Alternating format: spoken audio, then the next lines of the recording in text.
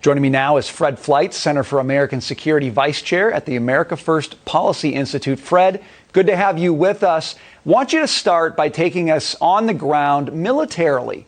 What's most significant that's happening in Ukraine right now? Well, Brian, it's good to be here. The Russians are moving to the time-tested military tactic of attacking cities.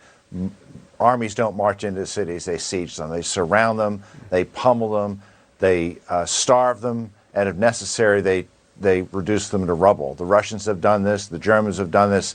It's been done for over 1,000 years, maybe longer, and it will be devastating. And you can see multiple cities, the Russians are prepared to do this. My hope is that there is a diplomatic way to avoid this from progressing much further, because I think the casualties we've seen so far of the Ukrainian people are nothing compared to what might be coming. So, Fred, let's talk about that. I want you to listen to President Zelensky on NATO membership, and then I'll get your reaction. Listen to this. Regarding NATO, I have cooled down regarding this question a long time ago. After we understood that that NATO is not prepared to accept Ukraine. Okay, this sounds big to me, Fred. President Zelensky says, I've cooled down on NATO. Is he offering an olive branch? Is this meant to be a signal to Russia that there's some room for negotiation here? I think we've seen some signs of movement. There was that statement, although Zelensky also said he's going to fight to the end when he spoke to the British Parliament. I hope he didn't mean that. The Russians seem to have dropped their demand that Ukraine be demilitarized. They would like a pledge of neutrality in the Constitution. They're also asking for Ukraine to recognize Russian sovereignty over Crimea and Donetsk and Luhansk as independent territories.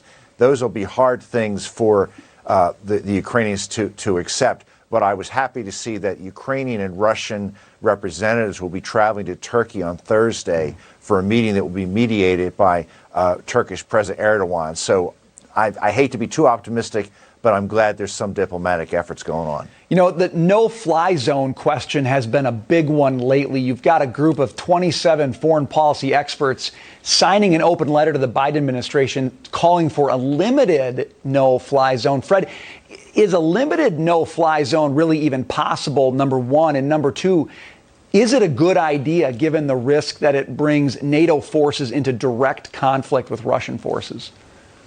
It's a terrible idea. No-fly zone means we would have to be prepared to shoot down Russian planes. They will shoot down ours. Bear in mind, not only do they have good pilots, they have very good anti-aircraft missiles. If we're going to do that, if these experts want that, they got to go to Congress and ask Congress to declare war on Russia. If we make such a momentous decision to risk a war with the state with the largest nuclear arsenal on Earth, we need congressional consent.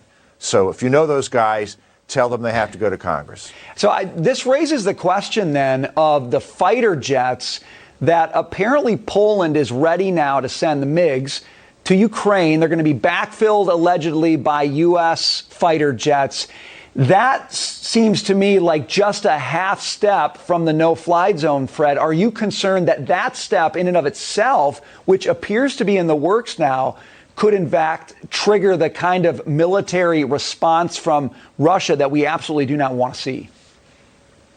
There's a lot of issues here. Now, the Poles unexpectedly sent those planes to Ramstein Air Base in Germany. My guess is they don't want the Ukrainians to fly them directly from Poland to Ukraine because the Russians would view it as an act of war. The Russians may view it as an act of war, but I got to tell you, the Russians are going to be watching those planes like a hawk. Their satellites will be tracking them. They'll be watching where they land. I don't know what advantage this is going to give the Ukrainians because the Russians will go out of their way to destroy these planes. Fred, really quickly, are you encouraged today by President Biden's ban on Russian oil, or is it merely symbolic? I think it's symbolic, and I'm disappointed that he was forced to do this after even Nancy Pelosi called for this. Biden seems terrified of rising oil prices. That's why he dragged his feet on this. That's why he's going to the Venezuelans for additional oil. I mean, we've seen no leadership at all from this president on the Ukraine crisis. Well, if you're taking America to Venezuela to get help in a time of need, that indeed is a failed act of leadership. Fred Fleitz, we've got to leave it there. Thanks for being with us. Good to be here.